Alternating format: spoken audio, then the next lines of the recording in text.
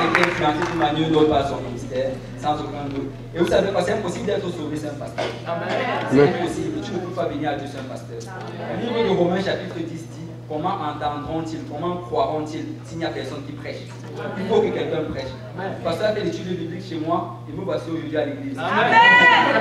S'il n'y avait pas cela, s'il avait plutôt décidé d'accepter une offre d'emploi à Calgary, peut-être je n'aurais jamais reçu ces études bibliques, peut-être je serais payé. Chacun d'entre nous était influencé par cela. Alors si le peu qu'on peut faire, c'est juste aider la mère de notre pasteur, alors je suis volontiers à le faire. Amen. Donc c'est au nom de l'église pentecôtiste unie de Saint-Laurent, de Gilles Péniel et de l'église pentecôtiste unie de Nord de Montréal qu'on voudrait offrir ceci à notre pasteur.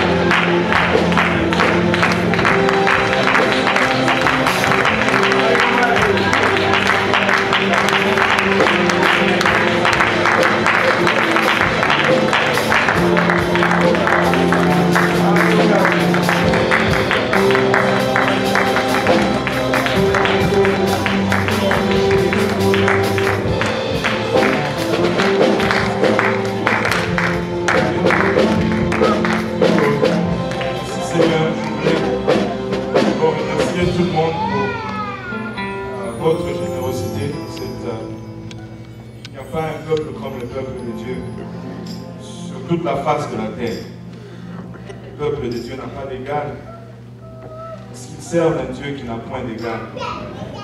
Et c'est un honneur, un privilège pour moi de servir Dieu sous des gens aussi extraordinaires. Je parle de toute ma famille, mon frère qui est là et ma mère. Merci énormément. Merci énormément. Alléluia.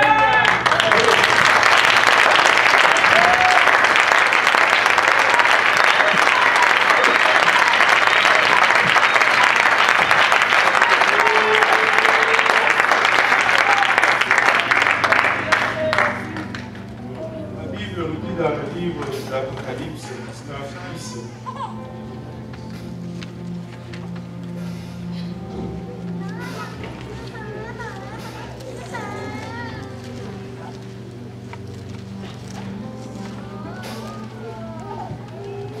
Et je tombais à ses pieds pour l'adorer.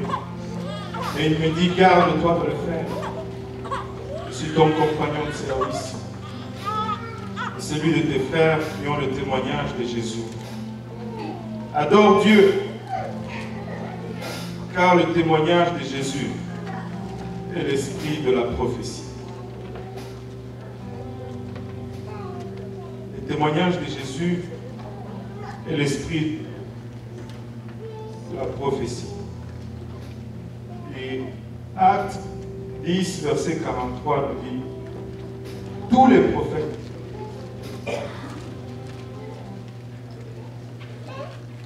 rendent de lui le témoignage que quiconque croit en lui reçoit par son nom le pardon des péchés. L'esprit de prophétie, c'est le témoignage de Jésus-Christ. Et tous les prophètes rendent de lui le témoignage. Tous les prophètes rendent de lui ce témoignage. Si nous allons dans l'Ancien Testament, je n'ai pas la référence avec moi. Tout prophète qui ne parle pas de la part de Dieu, qui ne voyait pas sa prophétie s'accomplir, a été condamné de lapidation, était lapidé, fait sa condamnation, était la mort. si on relit les deux, l'Ancien et le Nouveau Testament, nous ne pouvons pas passer à côté que Jésus-Christ, c'est vraiment l'image de ce Dieu invisible. Et il m'a mis à cœur aujourd'hui de parler de lui. J'ai parlé de ce message à l'Est il n'y a pas longtemps. Je voulais aller ailleurs, mais il m'a amené dans Romains. Donc on va lire Romains chapitre 1, à partir du verset 18. Je vais essayer d'être très rapide. Et, Romains chapitre 1, verset 18. Si vous l'avez trouvé, dites Amen. Amen. Cherchez encore, dites j'arrive. Alléluia. Si vous ne cherchez pas, suivez au moins à l'écran. Amen. Le Seigneur est bon, n'est-ce pas? Alléluia. La Bible nous dit la colère de Dieu se révèle du ciel contre toute impiété, toute injustice des hommes qui retiennent injustement la vérité captive. Car ce qu'on peut connaître de Dieu est manifeste pour eux, Dieu le leur ayant fait connaître. En effet, les perfections invisibles de Dieu, sa puissance éternelle et sa divinité se voient comme à l'œil depuis la création du monde quand on les considère dans ses ouvrages. Ils sont donc inexcusables, puisqu'ayant connu Dieu, ils ne l'ont point glorifié comme Dieu et ne lui ont point rendu grâce, mais ils se sont égarés dans leurs pensées et leur cœur sans intelligence a été plongé dans les ténèbres. Se vantant d'être sages, ils sont devenus fous. Et ils ont changé la gloire du Dieu incorruptible à l'image représentant l'homme corruptible, des oiseaux, des quadrupèdes et des reptiles. C'est pourquoi Dieu les a livrés à l'impureté, selon les convoitises de leur cœur, en sorte qu'ils déshonorent eux-mêmes leur propre corps. Eux qui ont changé la vérité de Dieu en mensonge, et qui ont adoré et servi la créature au lieu du Créateur qui est béni éternellement. Amen. C'est pourquoi Dieu les a livrés à des passions infâmes, car leurs femmes ont changé l'usage naturel en celui qui est contre nature. Et de même, les hommes, abandonnant l'usage naturel de la femme, se sont enflammés dans leurs désirs les uns pour les autres, commettant homme avec homme des choses infâmes et recevant en eux-mêmes le salaire qui méritait leur égarement. Comme ils ne se sont pas souciés de connaître Dieu, Dieu les a livrés à leur sens réprouvés pour commettre des choses indignes. Comme ils ne se sont pas souciés de connaître Dieu, Dieu les a livrés à leur sens éprouvé pour connaître des choses indignes. Nous ne pouvons pas ne pas nous soucier de connaître Dieu. Nous devons faire de la connaissance de Dieu une préoccupation dans notre vie.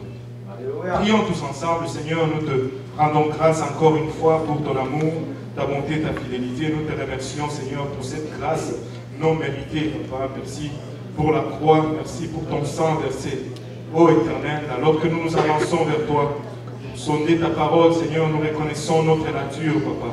Nous sommes des hommes naturels, des hommes charnels pour qui les choses spirituelles sont folie, Seigneur. C'est pourquoi nous avons besoin de ton aide. Nous te prions que tu nous aides maintenant. Aide-moi afin que je puisse apporter cette parole sans crainte, ni faveur, ni hésitation. Seigneur Jésus-Christ, aide-nous tous ensemble à la recevoir, Papa, qu'elle puisse, Papa, germer à nous et produire de fruits dignes de repentance, des fruits qui nous conduisent jusque dans la vie éternelle. Au nom de Jésus, nous te prions avec action de grâce dans nos cœurs. Nous disons tous au nom de Jésus. Alléluia. Avant de nous asseoir, si nous pouvons juste battre la main pour les autres.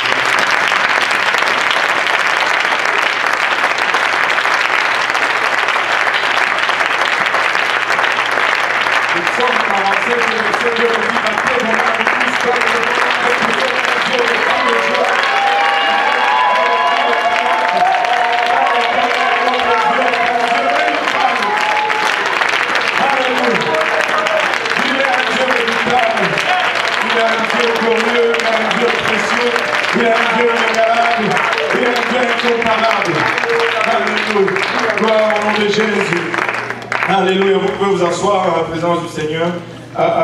Ils ne se sont pas souciés de connaître Dieu et Dieu les a livrés à leur sens réprouvé pour commettre des choses indignes. Le passage que nous avons lu ici dans le livre de Romains, Paul est en train de s'adresser à un groupe de gens. Et la prémisse qu'il établit ici, c'est qu'il y a une colère qui éclate de la part de Dieu contre ces groupes de gens et il souligne leur impiété premièrement, et il souligne également leur injustice. Et il souligne également le fait qu'ils connaissaient la vérité, mais ils gardent cette vérité injustement captive. Ça c'est Romains 1, 18. Ils étaient premièrement impies. L'impiété c'est le contraire de la piété. La piété c'est ce caractère que nous avons d'aspirer à ce qui est saint. Notre tendance à vouloir les choses saintes de Dieu, on peut appeler cela la piété. Et toute injustice des hommes qui retiennent injustement la vérité captive. Ils avaient la vérité, mais ils l'ont gardée captive à cause de leur conduite impie et à cause de leur conduite injuste. Et il va au verset 19 et il nous fait une déclaration qui va presque à l'encontre de plusieurs mouvements chrétiens aujourd'hui. Il dit car ce qu'on peut connaître de Dieu est manifeste pour eux.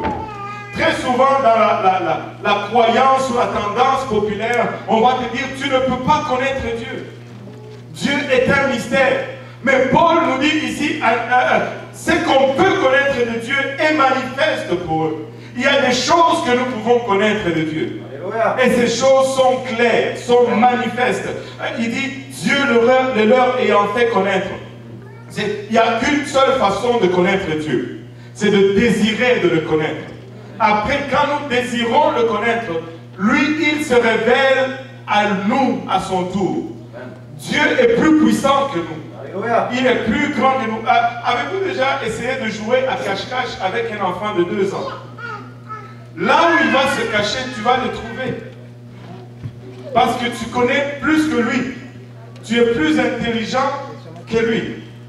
Mais toi, tu peux te cacher de sorte qu'il ne te trouve jamais. Et il va se fatiguer et puis il va aller jouer à autre chose. et Dieu peut se cacher de nous sans que nous puissions le trouver. Mais si nous exprimons le désir de le connaître, il se révèle à nous. Ainsi, Paul dit, Dieu les leur ayant fait connaître. Et dans le verset 20, il commence à décrire ce que nous pouvons connaître de Dieu. Il dit, en effet, les perfections invisibles de Dieu. Nous pouvons percevoir, nous pouvons connaître la perfection de Dieu.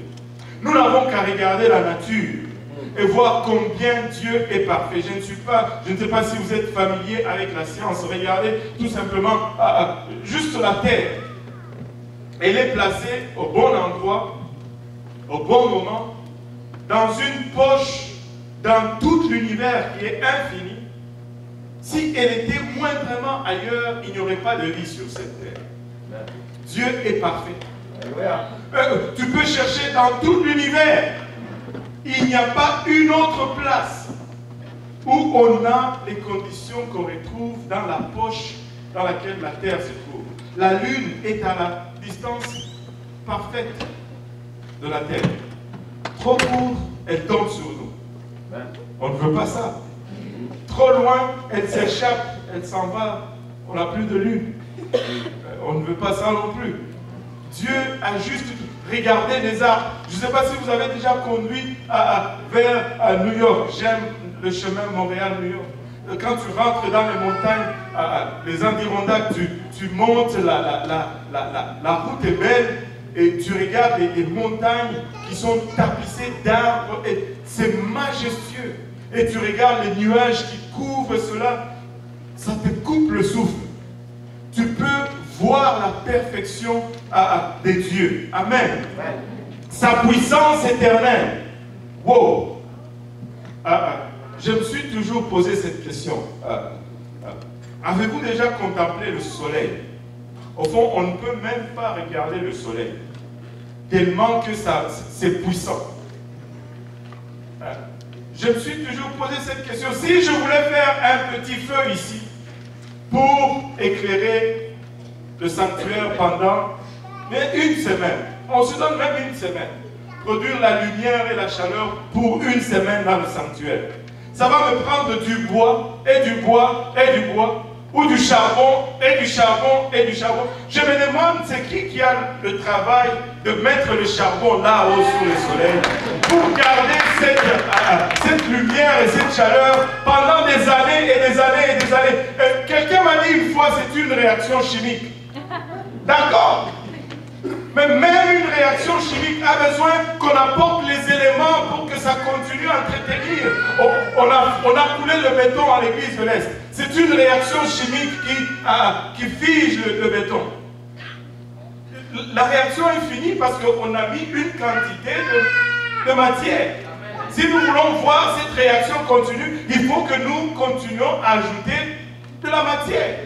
Même si c'est une réaction chimique. Dieu est puissant. Amen.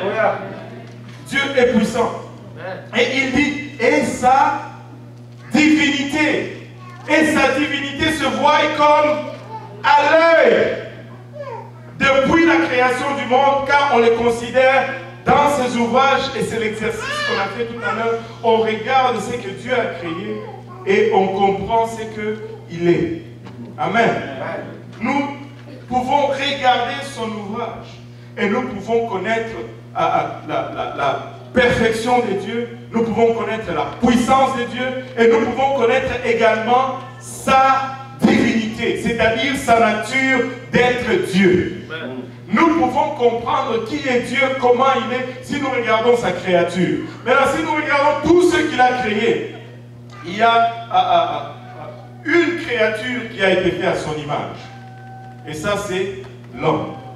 Si tu veux connaître la nature divine de Dieu, regarde l'image de Dieu dans sa création.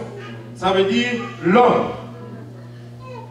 Il dit, ils sont donc inexcusables. Il n'y a pas d'excuse en ce qui concerne la connaissance de Dieu. On va revenir à la nature de Dieu. Mais regardons d'abord les conséquences de négliger la connaissance de Dieu.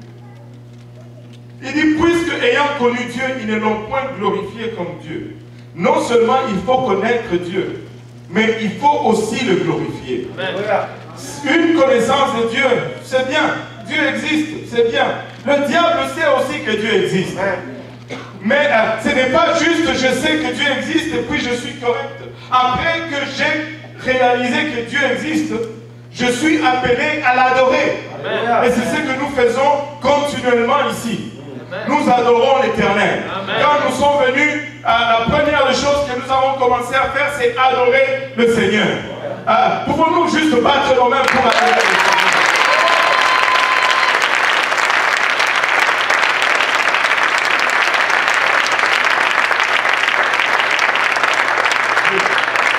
J'ai parlé avec un de mes oncles une fois, il m'a dit, ben tu sais, pour moi, fiston, il m'appelle fiston, il dit, tu sais, pour moi, fiston, je sais que Dieu existe, et puis ça s'arrête là.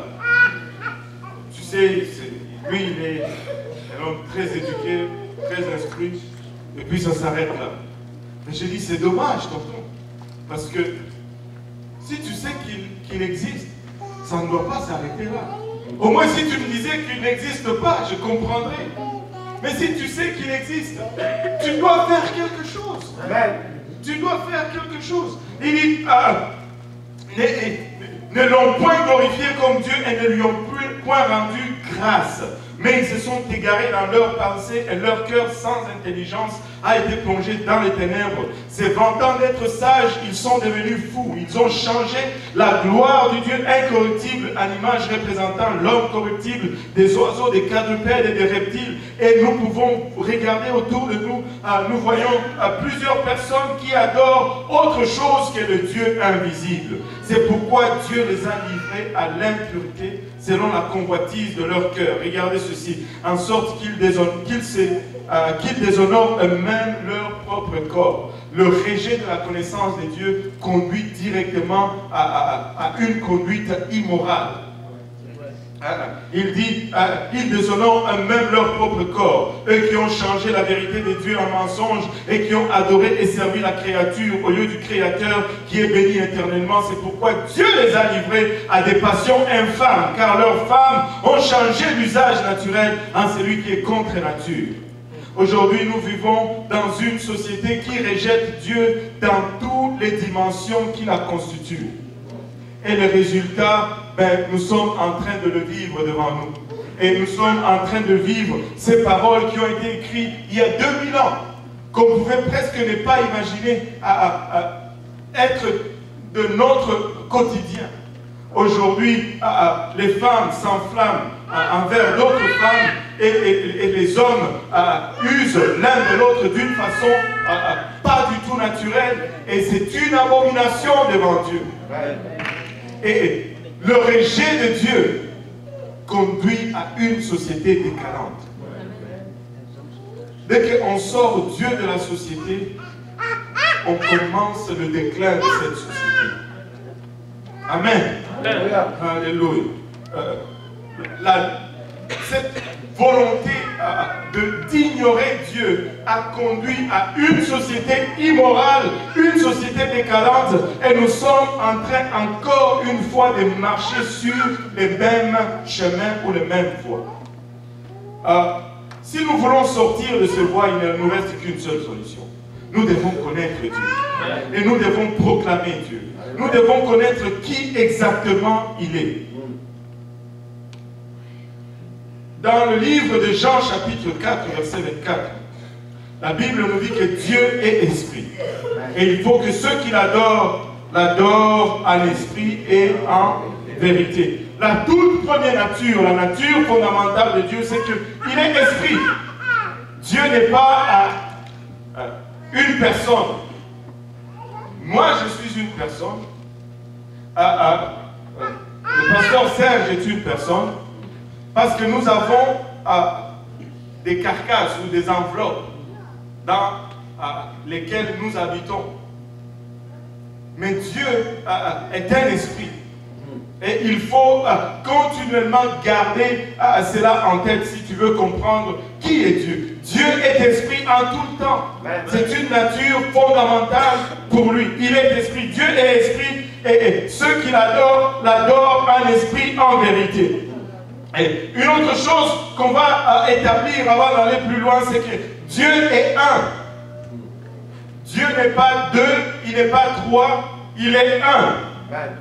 Dieu n'est pas un consortium ou une association. Dieu est un comme dans un de un. Pas deux, pas trois, un. Et dans les deux sens, il est un numérique et il est un ordinal.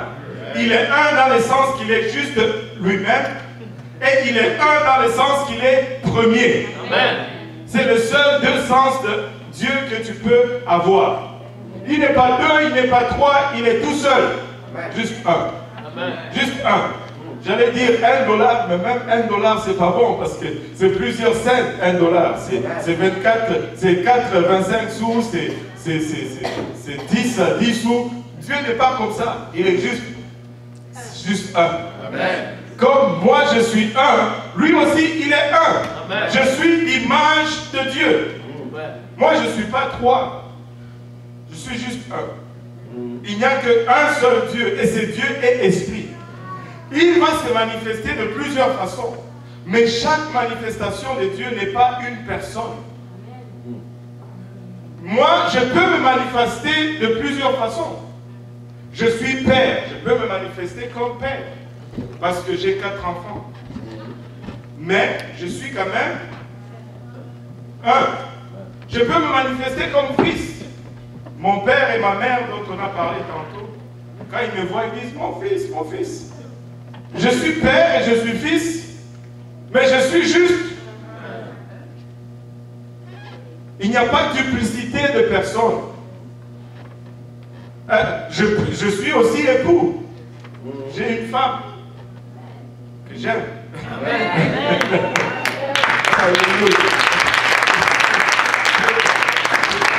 J'ai une femme.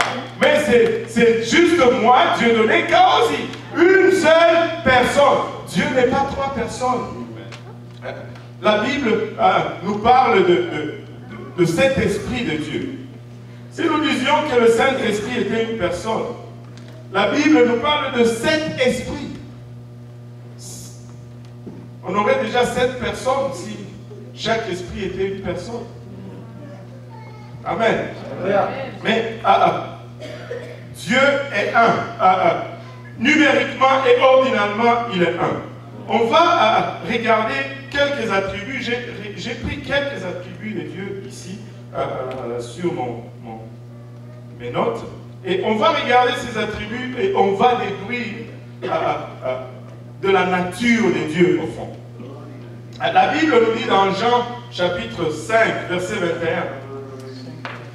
Il nous dit ceci, car comme le Père ressuscite les morts et donne la vie, ainsi le Fils donne la vie à qui il veut. Au verset 22, il dit, le Père ne juge personne. Alléluia. Mais il a remis tout jugement au Fils. Je vais avoir besoin de 4 personnes, si je peux avoir 4 personnes ici. Rapidement, mon temps est compté. J'en ai déjà. Ouais, j'ai besoin de 4. Attendez. Non. Bon, donnez-moi 4 personnes. 4 personnes.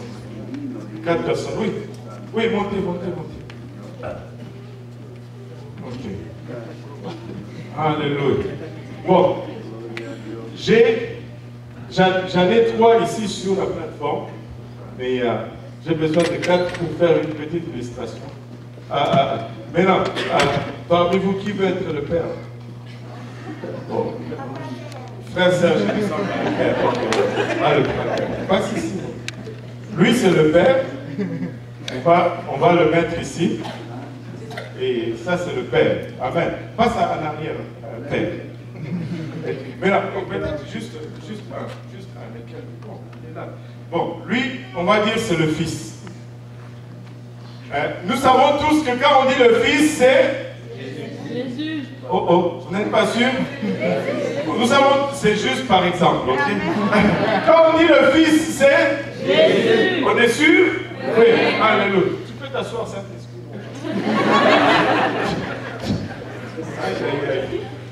La Bible nous dit, et ça c'est qui parle dans Jean 5, 21, c'est Jésus qui parle, il dit, car comme le Père ressuscite les morts et donne la vie, ainsi le Fils donne la vie à qui il veut. Le Père ne juge personne, mais il a remis tout jugement au Fils. Combien de jugements?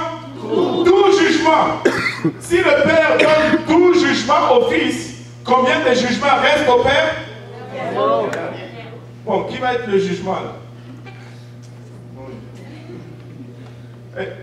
Le Père avait le jugement, mais tout jugement va au Fils. Il n'a plus de jugement. Tout, ça veut dire tout. S'il y a une tarte, je mange toute la tarte. Combien de tartes il te reste? C'est ça. Tout, ça veut dire tout. Et regardez, si on va plus loin dans Colossiens 2, il dit, afin qu'il ait le cœur, ça c'est Paul qui parle, rempli de consolation, qu'il soit uni dans la charité et enrichi d'une pleine intelligence pour connaître le mystère de Dieu, savoir Christ. Le mystère de Dieu, savoir Christ. Mystère dans lequel sont cachés tous les trésors de la sagesse et de la science. Maintenant, la sagesse et la science, ou dans le mot science ici signifie littéralement connaissance. Si la sagesse et la connaissance sont toutes cachées dans le Fils, combien de sagesse et de connaissance il reste au Père? Qui va être sage? Enfin, qui va être sage? Bon, on va dire que la sagesse et la connaissance, c'est tout caché dans le Fils. La sagesse et la connaissance. Alléluia. Maintenant, la Bible nous dit tout genou fléchira. Regardez, wow, ça c'est chaud. Ça.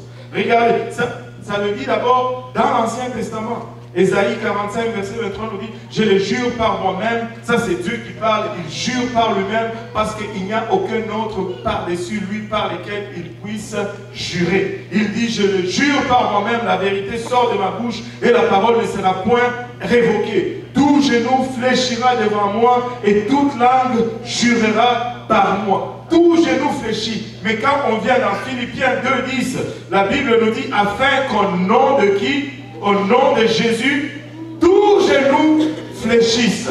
Dans les cieux, sur la terre et sous la terre. Votre genou.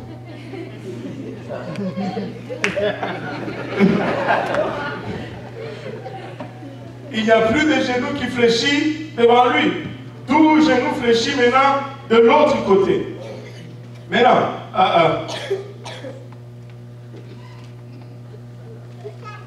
regardez. On va dire, ok, le Père a encore le pouvoir. Matthieu 28, 16. Les 11 disciples allèrent en Galilée sur la montagne que Jésus leur avait désignée. Quand ils le virent, ils se prosternèrent devant lui, mais quelques-uns eurent des doutes. Jésus s'étant approché leur parla ainsi, « Tout pouvoir m'a été donné dans le ciel et sur... » Combien de pouvoir? Tout pouvoir. Si le Père reste dans le ciel, et que même tout le pouvoir dans le ciel a été donné au Fils, combien il reste au Père? Donc, nous pouvons aller dans la Bible et regarder toutes les attributs une après l'autre. Et nous allons continuellement dépouiller le Père jusqu'à ce que ça va rester juste une carcasse vide. Même de cette carcasse,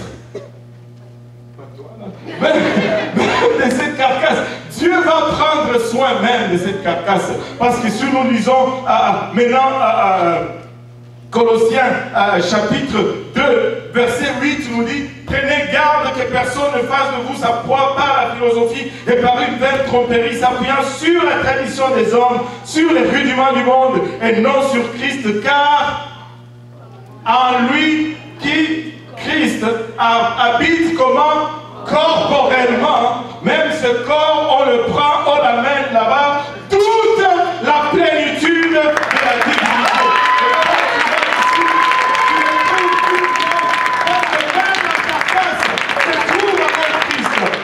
Même la carcasse se trouve avec Christ.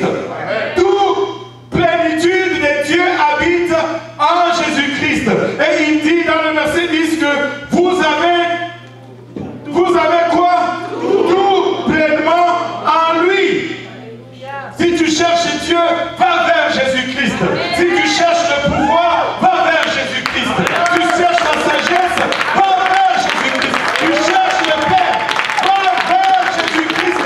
Parce que Dieu s'est révélé dans la personne de Jésus-Christ. Il n'y a pas trois personnes en Dieu, mais la divinité s'est incarnée dans sa plénitude en Jésus-Christ. Et je dis toujours que ça c'est un verset exposant 3 pour ceux qui font les maths. Parce qu'il dit, car en lui habite corporellement, il commence par dire toute la plénitude de la divinité. Quand on dit divinité, on dit tout ce qu'il y a de Dieu. Divinité, ça veut dire tous les caractères et les attributs de Dieu. Il pourrait juste dire car en lui habite corporellement la divinité et ça allait être correct et suffisant.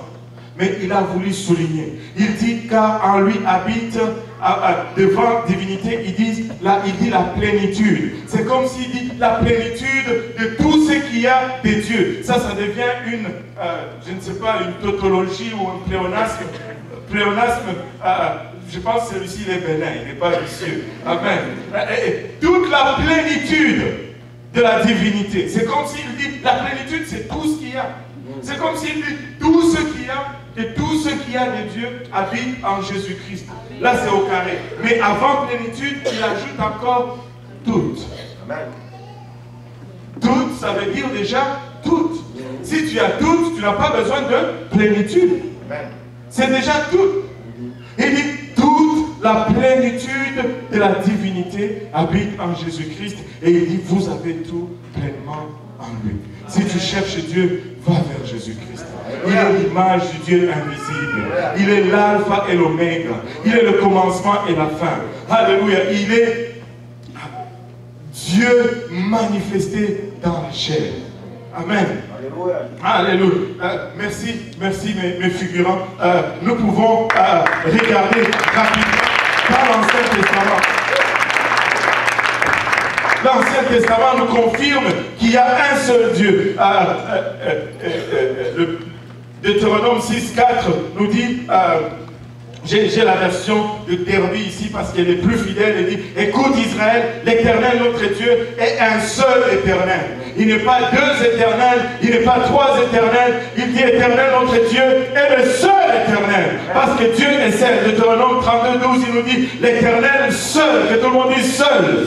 Seul a conduit son peuple et il n'y avait avec lui aucun Dieu étranger. Psaume 86 verset 10 nous dit car tu es grand et tu opères des prodiges, toi seul tu es Dieu, toi seul tu es Dieu. Ésaïe 37 verset 16 nous dit Éternel des armées, Dieu d'Israël, assis sur le chérubin, c'est toi qui es le seul, que tout le monde dise le seul Dieu de tous les royaumes de la terre, de tous les royaumes de la terre. Ça veut dire même ma tribu, dans le fin fond du Congo, c'est l'Éternel qui est Dieu.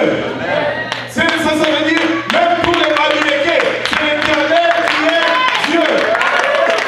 Toutes les tribus, tu l'as là? Éternel des armées, Dieu d'Israël assis sur le chérubin, c'est toi qui es le seul Dieu de tous les royaumes de la terre. Les royaumes belges, les royaumes Louba, les royaumes Kuba et tous ces royaumes. C'est lui qui est Dieu. Wouh!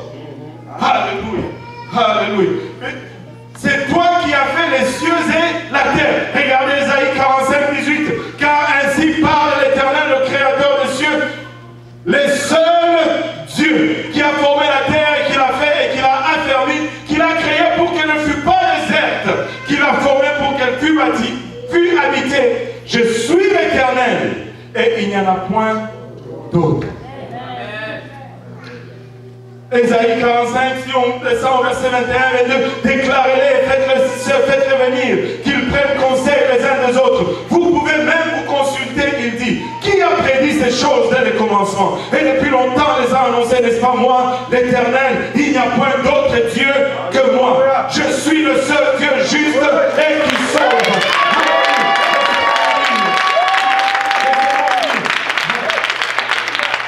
C'est lui qui est allé à la croix. C'était l'Éternel lui-même qui est venu, qui a revêtu de la chair et qui a donné de son sang pour toi. Ce n'était pas une tierce personne. Dieu n'était pas sur le trône regardant les hommes dans leur dégâts et il dit il faut qu'on fasse quelque chose. Et là il dit fiston, va mourir sur la croix. Aucun père, même humain, ne ferait cela. Et combien davantage notre Père Céleste. Il n'a pas envoyé le fiston. Il a dit, les hommes sont dans la détresse. Il faut que j'y aille. Et il a mis sa gloire de côté pour un moment. Et il a revêtu de la chair. Et il est venu lui-même. Alléluia. Jésus-Christ est Dieu manifesté dans la chair. Alléluia.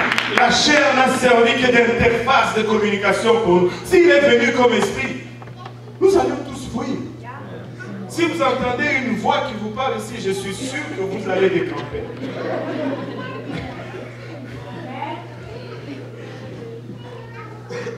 Il est descendu à notre niveau pour que nous puissions le comprendre. Il a revêtu de la chair. Au fond, quand tu regardes le nom de Jésus-Christ, étymologiquement, le nom de Jésus signifie, c'est Yehoshua en hébreu, ce qui veut dire Jéhovah sauveur, ou Jéhovah qui sauve. Le Dieu de l'Ancien Testament est devenu notre sauveur dans le Nouveau Testament. Il dit, tournez-vous vers moi au verset 22, vous serez sauvés, vous tous qui êtes aux extrémités de la terre. Alléluia, peu importe où tu es, tu peux te tourner vers Jésus-Christ. Car je suis Dieu et il n'y en a point d'autre. N'avons-nous pas tous un seul Père? Malachie 2:10 nous dit. N'avons-nous pas tous un seul Père? N'est-ce pas un seul Dieu qui nous a créés? Pourquoi donc sommes-nous infidèles l'un envers l'autre et profanant l'alliance de nos pères? Nous avons un seul Père. Et il est créateur de toutes choses. Et quand nous venons dans le Nouveau Testament, 1 Corinthiens 8, 6 nous dit, néanmoins pour nous, il n'y a qu'un seul Dieu, le Père de qui viennent toutes choses et pour qui nous sommes, un seul Seigneur Jésus-Christ, par qui sont toutes choses et par qui nous sommes. Éphésiens 4, 6 nous dit, un seul Dieu est Père de tous, qui est au-dessus de tout, et parmi tous, et en tous. Wow. Un seul Dieu est Père de tous, qui est par-dessus tous. Il est par-dessus nous tous. Et il est en même temps parmi nous tous. Et en même temps, il est en tous. Si tu n'as pas saisi l'omniprésence de Dieu, tu vas avoir des difficultés à comprendre qui est Dieu. Il peut être partout en même temps. Il peut être en même temps au-dessus de moi. Il peut en même temps être à côté de moi et il peut en même temps être en moi. Jésus-Christ dit à ses disciples, il faut que je m'en aille. Parce que si je m'en vais, si je ne m'en vais pas, je serai avec vous. Mais si je m'en vais, là je vais revenir et je serai en vous.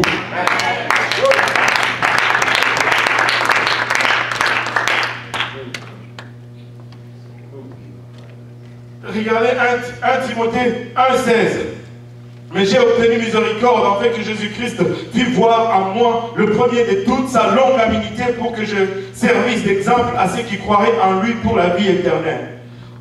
Et il continue au roi des siècles. Qui est ce roi des siècles? Jésus-Christ dont il vient de parler. Immortel. Qui est immortel? C'est Jésus dont nous venons de parler. C'est lui qui était mort, qui était vivant, qui est mort. Et voici maintenant, il vit à jamais. Alléluia. Invisible. Seul Dieu, soit honneur et gloire au siècle des siècles. Amen. Et 1 Timothée 2,5 nous dit, car il y a un seul Dieu et aussi un seul médiateur entre Dieu et les hommes. Jésus-Christ, homme. Parce que c'est son titre de fils qui fait médiation entre nous.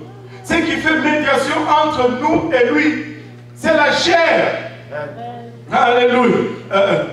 Jacques 2,19 nous dit, tu crois qu'il y a un seul Dieu. Tu fais bien. Les démons le croient aussi. Et ils tremblent. Si je crois qu'il y a un seul Dieu, je fais bien. Et je peux même trembler. Ça serait quand même bien. Mais il faut que j'aille plus loin que les démons. Parce que ma croyance doit être plus que ceux des démons. Pour que je ne me retrouve pas au lieu où ils vont mentir. Tu crois, c'est bon. Mais il faut aller plus loin que ça. Il faut obéir. Une croyance sans obéissance produit zéro.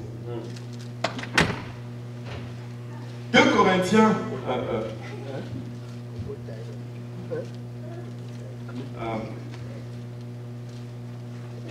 5, 17 nous dit ceci.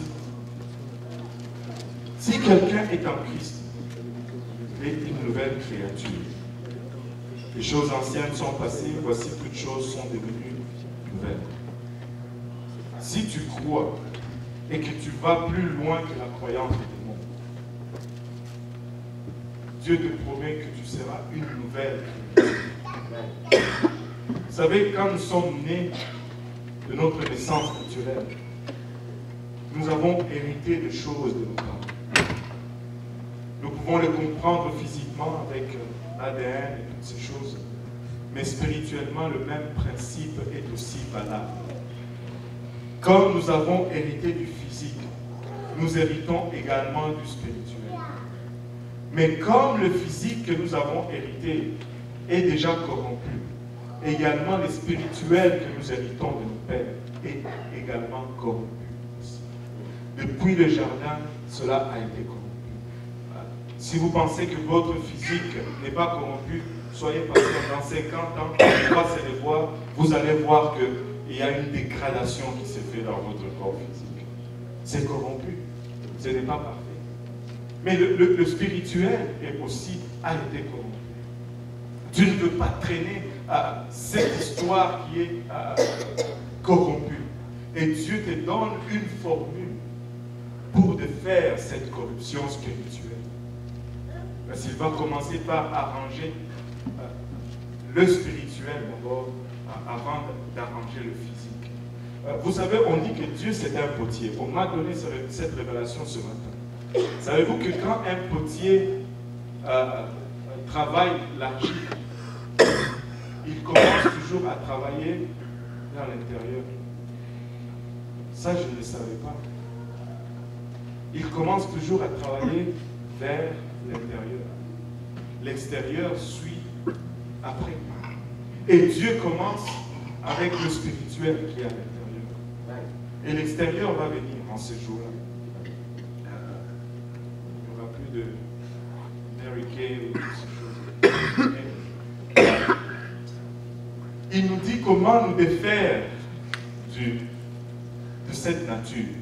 Il nous dit pour que nous nous défassions de cette nature, nous devons devenir une nouvelle créature. Pour que nous devenions une nouvelle créature, il faut que nous ayons une nouvelle naissance. Une créature, ça doit naître. Nicodème est allé le voir de nuit parce que ne voulait pas que les autres le voient. C'est pourquoi nous baptisons des fois de nuit. Parce qu'il y en a qui ne veulent pas qu'on le voie. Alléluia. Ils viennent comme Nicodème. Alléluia. Et il frappe à la porte, il parle à Jésus, il dit, toi, je vois que tu es vraiment un maître qui vient de Dieu parce que les miracles que tu fais, vraiment, ils sont vraiment hâte. Et Jésus dit, ok, c'est bon, tout ça, mais écoute, je dois te dire une chose. Si tu n'es pas né de nouveau, tu ne peux pas voir le royaume de Dieu. Là, Nicodème, surpris, dit, oh, moi, je suis déjà vieux. Comment vais-je naître de nouveau? Et Jésus dit, wow, tu ne connais pas ces choses. Et Jésus élabore un petit peu plus, il dit, si tu n'es pas né d'eau et d'esprit, tu ne peux pas entrer dans le royaume de Dieu. Car ce qui est né d'eau, plutôt ce qui est né de chair est chair, ce qui est né d'esprit est esprit. Et Jésus, pour la toute première fois, il révèle la voie comment se débarrasser de cette vieille nature. Je dois naître d'eau, et le baptême, la naissance d'eau fait référence directement au baptême d'eau. C'est pourquoi nous avons une piscine ici, chauffée, pour baptiser les gens. Et la naissance du Saint-Esprit fait référence au baptême du Saint-Esprit que tu reçois. Et quand tu reçois le baptême du Saint-Esprit, tu le reçois avec l'évidence de parler en langue. Tu vas parler en d'autres langues. Et on m'a donné une autre révélation, pas plus tard que cette semaine. C'est toujours dans le même verset, je pense que c'est le verset 8, Jean 3, 8. Il dit, le vent souffle où il veut, et tu en entends le bruit, mais tu ne sais d'où il vient, ni où il va. Le vent souffle, tu ne le vois pas, mais tu entends le bruit. Il en est ainsi de tout homme qui est né de l'esprit. Si tu nais de l'esprit, on va entendre. On va entendre.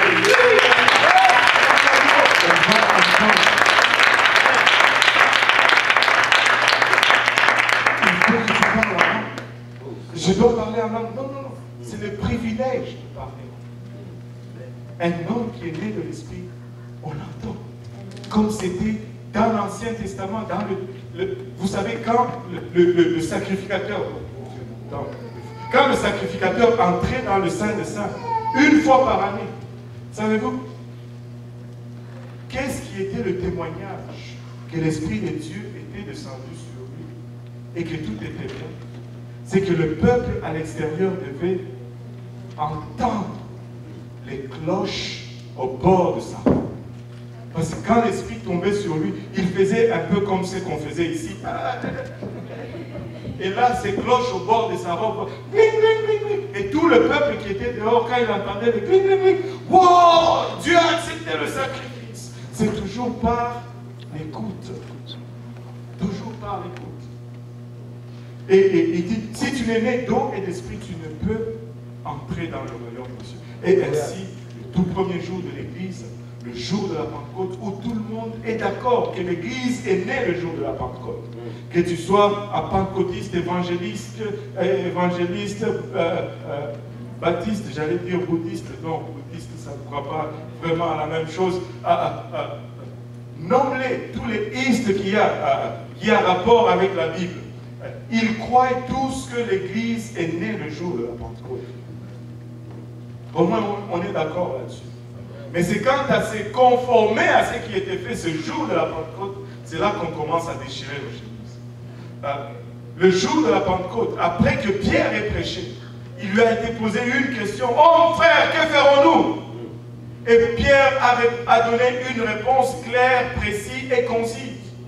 Repentez-vous et que chacun de vous soit baptisé au nom de Jésus-Christ pour le pardon de vos péchés. Tous les prophètes rendent de lui ce témoignage que quiconque croit en lui reçoit par son nom le pardon des péchés. C'est pourquoi Pierre dit, faites-vous baptiser au nom de Jésus-Christ pour le pardon de vos péchés et vous recevrez le don du Saint-Esprit. Tu dis, oui pasteur, c'était pour cela dans l'an 33 ou dans l'an 10. Non, non, non, Pierre n'a pas arrêté là, il a continué en disant, car la promesse est pour vous, pour vos enfants et pour tous ceux qui sont au loin, en aussi grand nombre que le Seigneur, notre Dieu, les appellera. Ça veut dire les Canadiens, les Ivoiriens, les Congolais, les Américains, tous, ils ont le même chemin par lequel ils peuvent passer pour aller à Dieu. Écoutez, s'il y a quelque chose qui égalise, c'est bien la justice de Dieu. Devant la justice de Dieu, on ne va même pas nous demander nos passeports. Alléluia, amen, gloire à Dieu.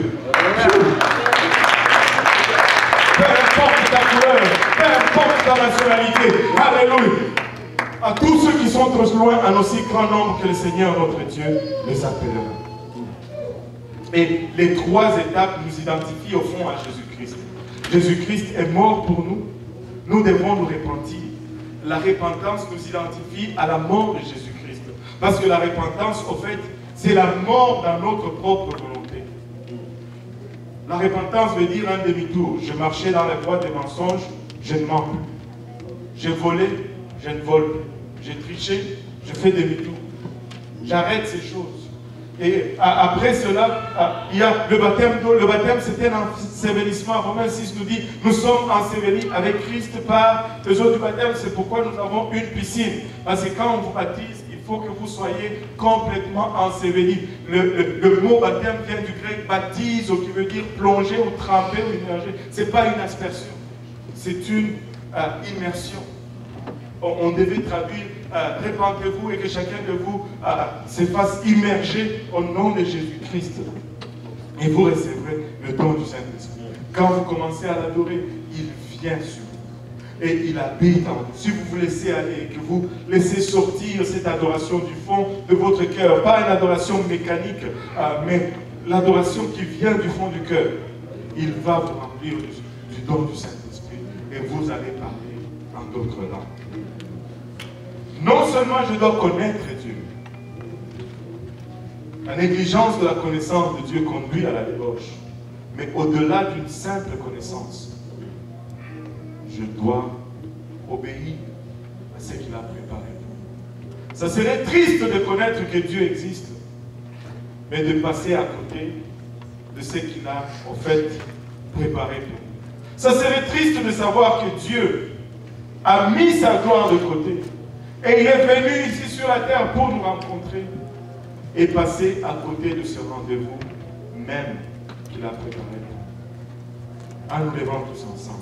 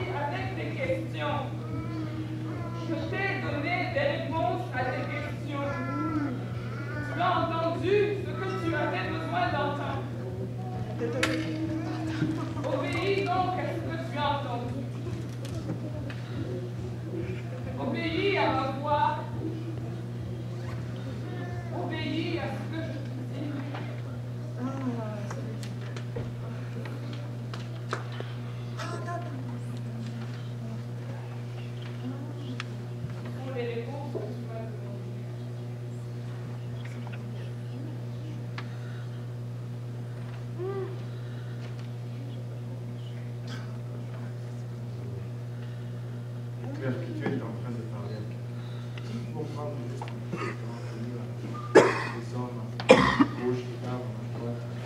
Nous allons permettre à Dieu de continuer à nous parler. Et vous entendez sa voix là, si c'est pas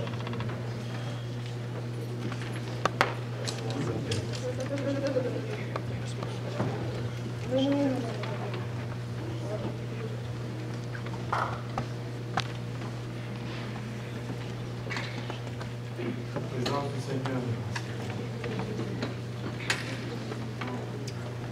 Ne partirez pas de ce lieu sans me saisir vraiment de cette présence. Ça ne demeure pas une présence extérieure, mais que ça soit également une présence intérieure.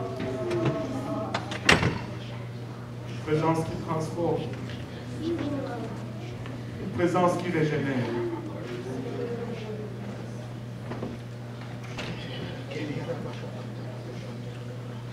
Tu l'as cherché pendant longtemps, maintenant, tu es en train de se réveiller. Alléluia, Seigneur. Oh, gloire à ton Seigneur. Oh,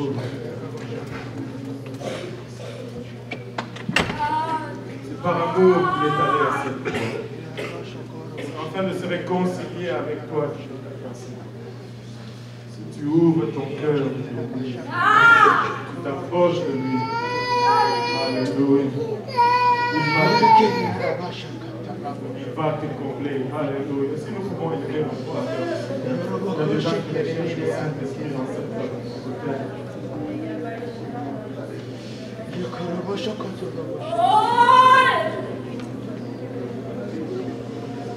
Alléluia. Le Seigneur est dans ces lieux. Nous pouvons lever nos voix vers le Seigneur. Si nous pouvons commencer à lui parler. Alléluia. Je laisser avoir sa volonté par nous.